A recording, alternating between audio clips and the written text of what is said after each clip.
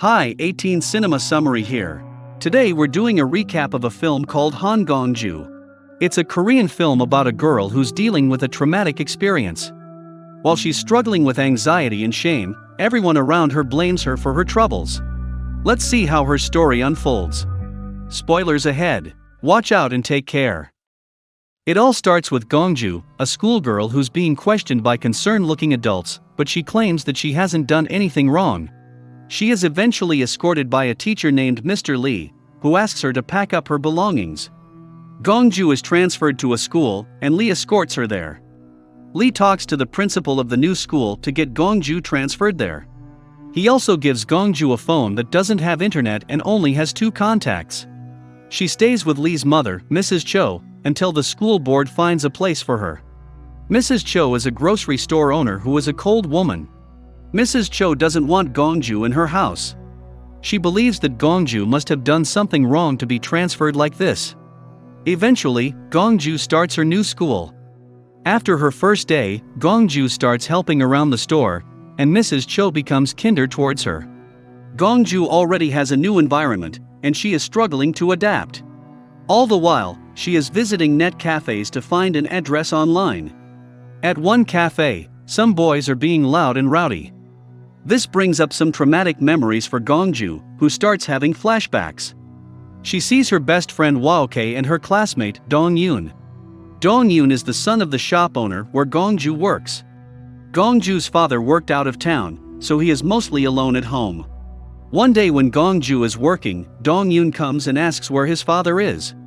After knowing that his father was not at the shop, Dong-yoon took a few liquor bottles and some snacks. Apparently, Dong-yoon was constantly intimidated by some older boys. One night, when Gong-ju got back home, Waok and Dong-yoon were there along with many of Dong-yoon's male friends, and they were drinking. After a while, Waok passed out, and the guys were doing an inappropriate thing to her. So Gong-ju asks everyone to leave her house. She also asks the boys to stop picking on Dong-yoon, but this backfired.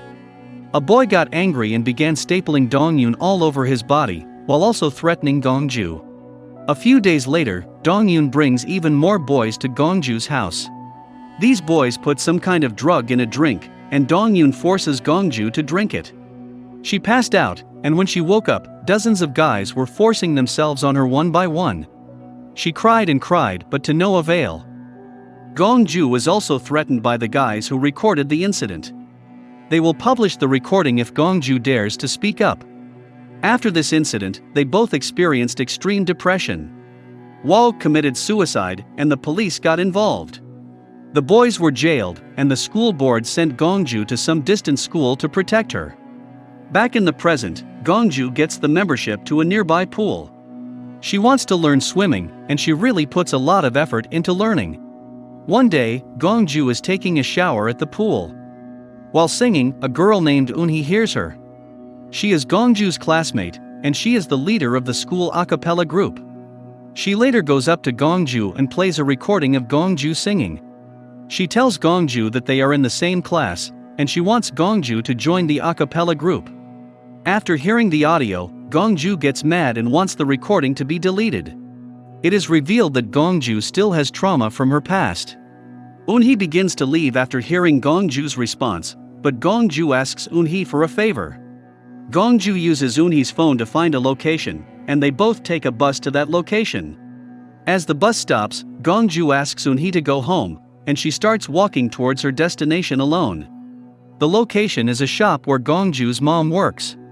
Gong-ju waves at her mom, but she is not happy to see Gong-ju. She tells Gong-ju that she got remarried and she wants nothing to do with her.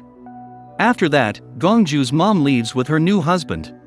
Right then, Gong-ju spots that Eun-hee hears their conversation. Eun-hee apologizes and leaves Gong-ju alone. However, Gong-ju stays, and when her mom's husband closes his shop, she goes there and breaks things. When the man tries to stop her, she bites his lips and leaves. The next day, Gong-ju goes to school and visits the music room. There's no one in the room, so she picks up a guitar and sits in a corner. She starts playing and singing a song that she wrote. Meanwhile, Eun-hee returns to the music room with other members of the a cappella group. They hear Gong-ju singing from outside the room, and they're amazed by how good she is. They record her while she's singing. From this occasion, they all seem familiar with Gongju.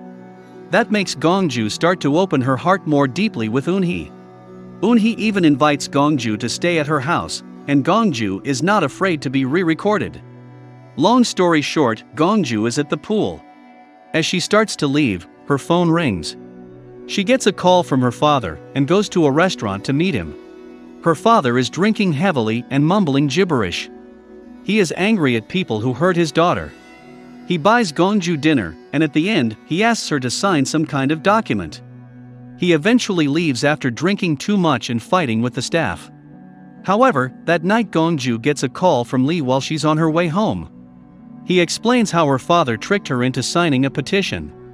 Gongju has no idea about what Lee is talking about, and Lee promises to meet her soon. The following day, a friend shows Gongju that she posted her new singing clip on a website. Gongju gets mad at the girl and asks them to leave her alone. In the class, a few angry adults attack Gongju in her class and ask to sign their petitions. They blame Gongju for what was happening to their sons. It is revealed that they need it for their son's release. The security intervenes and Gongju runs away. The principal asks Gongju to stay at home for a while. He's worried about the negative publicity that she might bring.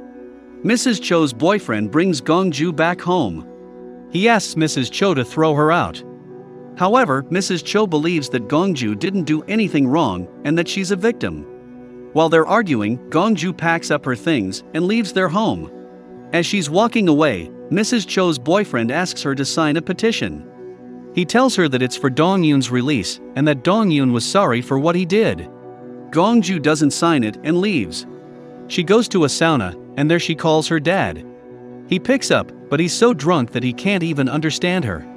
She then calls Lee, who explains how her father took money from some of the parents to get their petition signed. He apologizes to Gongju that he can't help her right now and ends the phone call. She spends the night in the sauna. The next day, Gongju receives a text from Eunhee saying that it wasn't Gongju's fault. Meanwhile, Eunhee and all the other girls watch a video of Gongju being oppressed by those boys. They are horrified by it. Right then, she gets a missed call from Gongju, who is going to a bridge. Gongju ends up jumping from the bridge. But after a while, she comes up to the surface, and the water washes her away. A few moments later, a shadow can be seen swimming below the water's surface, and Gongju's friends are cheering her on. The film ends with Gongju's voice explaining how she wanted to be able to swim so she could change her mind after jumping. And that wraps up today's recap for the movie Han Gongju. Feel free to drop a comment below as to what we should recap next. Thank you for watching.